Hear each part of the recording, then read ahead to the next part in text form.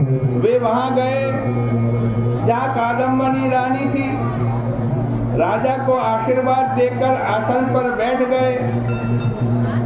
रानी ने उन्हें संगीत कुशल जानकर विशेष नृत्य किया, जिसका गीत आलाप मनोहर देखकर सारी सभा एकाग्र मन हो गई। रानी ने जब चक्र से ताल दिया तब उन ब्राह्मणों के द्वारा वो रानी रोक दी गई। उसने चक्र छोड़ दिया। ब्राह्मणों ने कहा ताल ठीक नहीं है, स्वर ठीक नहीं है, ताल खंडित हो रही है। तब उन ब्राह्मणों ने ताल ठोकी, ताल बजाई तो वो खंडित नहीं हुई। इस प्रकार कादम्बनी का गुण रूप देखकर पांचों ये ब्राह्मण मोहित हो गए। कादम्बनी भी उनका गुण देखकर उनके वशीभूत हो गए। राजा के उठते ही वे ब्राह्मण बाहर गए। कादम्बनी भी लज्जित होकर विरह से व्याकुल हो गए। राजा के भय से घर के अंदर बड़ी उदासीन हुई। फिर अपनी सखी को भेजा। ब्राह्मणों को वह सखी कादम्बनी का संदेश देकर के बोली, तुम पांचों ब्राह्मण एकांत में हमारी रानी को अपनी अपनी विद्या दिखाना। गांव के उत्तर में यमुना के तट में ग्राम से दूर जन रहित लताओं से युक्त एक अनंत नाम का तीर्थ है। वहाँ पांचों में से एक एक करके जाना। हम भी वहाँ जाएंगी, वीणा तथा राग की कुशलता दिखाएंगी।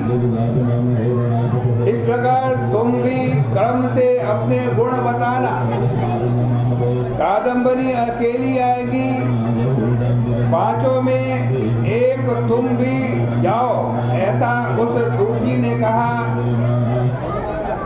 श्री भगवान कृष्ण कहते हैं, उसी अनंत तीर्थ में मथुरा में एक नैष्ठिक ब्रह्मचारी भी उसी मंदिर में रहता था और मेरा पूजन करता था। दुष्टों के संग के भय से भिक्षा मांगने भी नहीं जाता था। भीषम पंचक के दिन देवालय में मेरी पूजा करता, भीषम पंचक का व्रत रखता। उन पांचों ब्राह्मणों में से कवि नाम का ब्राह्मण सबसे पहले वहां गया। एकादशी को एकांत में कादम्बनी का रूप देखने को जब वो गया तो पहले नैष्ठिक मुनि के पास गया। नैष्ठिक मुनि भगवान का पूजन कर रहे थे। उस पूजन की विधि को कवि नाम के ब्राह्मण ने देखा। वो भी उसी विधि से पूजन करने लगा। उसी समय कादम्बनी रानी वहाँ आई। मुनि को नमस्कार कर तथा पूजा को देखकर वीणा को ग्रहण किया। प्रीति युक्त अच्छी तरीके से गान किया, मधुर स्वर युक्त मेरा भजन किया। उसको सुनकर क्रतुधाम ब्रह्मचारी को क्षोभ नहीं हुआ, क्योंकि उसने अपनी आत्मा को जीत रखा था। उसकी संगीत से कवि और कादम्बनी का भी मन शुद्ध हो गया। मेरी भक्ति के कारण कामदेव ने पीड़ा नहीं दी। रात्रि को कादम्बनी और कवि जागरण और नृत्य करते रहे। मेरे पास वीणा से गान करते हुए दोनों आनंदित हुए। मुनि को गाय का गोबर का आचमन करते हुए देखकर कवि नाम के ब्राह्मण ने भी गाय के गोबर का आचमन किया। प्रातःकाल कादम्बनी राजा के घर आई। कवि नाम का ब्राह्मण द्वादशी के दिन सब धन और आभूषण ब्राह्मणों को दान करके भक्ति को बढ़ाने के लिए विरक्त हो गए। त्रियोदशी को कादम्बरी को देखने के लिए शुचि नाम के ब्राह्मण आए। प्रातःकाल बैठकर मुनि को देखा। मुनि के संग से शुचि ने भी हमारा पूजन किया। उसी क्षण में कादम्बरी आई, उसको देखा। सो शुचि ने गीत नृत्य देखा। कादम्बरी ने अपना लावण्य शुचि को दिखाया। इसी प्रकार गीत नृत्य करके शुचि के अंदर भी भगवान की भक्ति उत्पन्न हो गई। रात्रि को भी भक्ति युक्त मुनि के साथ गोमूत्र का सेवन किया। शुचि ने संगति से व्रत किया। इंद्रियों के अर्थ से विरक्त उसने भी अगले दिन सब द्रव्य दान कर दिया। मेरी भक्ति से जितेंद्रिय शुचि नाम का ब्राह्मण बोला कि विषयों में आसक्त ऐसे लोगों का मोह देखिए। संसार रूपी दावानल को लोग नहीं जानते।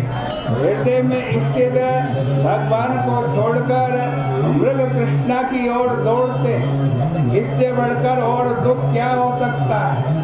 नृत्य गीत में मन हरण करने वाली कादम्बरी बाला को देख के भी मां आनंद से युक्त मुनि के मन में क्षोभ नहीं हुआ। इस कारण सबके मन को खींच के जगदीश्वर में भक्ति करनी चाहिए, ऐसा बोलकर दूसरे जनों को बिना देखे ही शुचि नाम का ब्राह्मण भी तीर्थ में चला गया। इसी प्रकार त्रियोदशी को कादम्बरी को देखने के वास्ते दृढ़ नाम के ब्राह्मण आए। मुनि को मिलकर इस प्रकार हमारा पूजन किया। गाय का दूध पीकर वीत राग देखकर राग रहित शुचि के समान बोलते हुए वो भी तीर्थ को चले गए। सब द्रव्य का दान करके आज वो भी तीर्थ चले गए। चतुर्दशी को दांत नाम के ब्राह्मण आए। मुनि के संग से पूजन और गीत करके मुनि के पीने से बचे हुए घी को खाकर उसी क्षण शुद्ध सत्य हो गए। उसका रूप गुण देख करके विरक्त हो गए। इसी प्रकार से सर्वदान करके दरिद्री भक्ति युक्त तीर्थ में गए। पूर्णिमा को हंस नाम के मुनि आए। नमस्कार करके नदी में स्नान करके आंवले के नीचे बैठकर श्राद्ध किया। कार्तिक के महीने में आंवले के नीचे जो कोई स्नान दान और भगवान कहते हमारा पूजन करता है अथा भोजन करता है, उसके कोटि यज्ञ के बराबर फल मिलता है। कार्तिक महीने में आंवले को स्पर्श करने से तथा खाने से शरीर पवित्र होता है। इसके बाद हंस नाम के ब्राह्मण मुनि के निकट में आए। इसी प्रकार उन्होंने भी मुनि की संगति प्राप्त करके मेरा पूजन गीत नृत्य किया। कादम्बरी को देखकर मोहित नहीं हुए। मुनि के साथ गाय की दधी खा करके विरक्त हो गए। वहीं सब द्रव्य का दान करके तीर्थ में चले गए।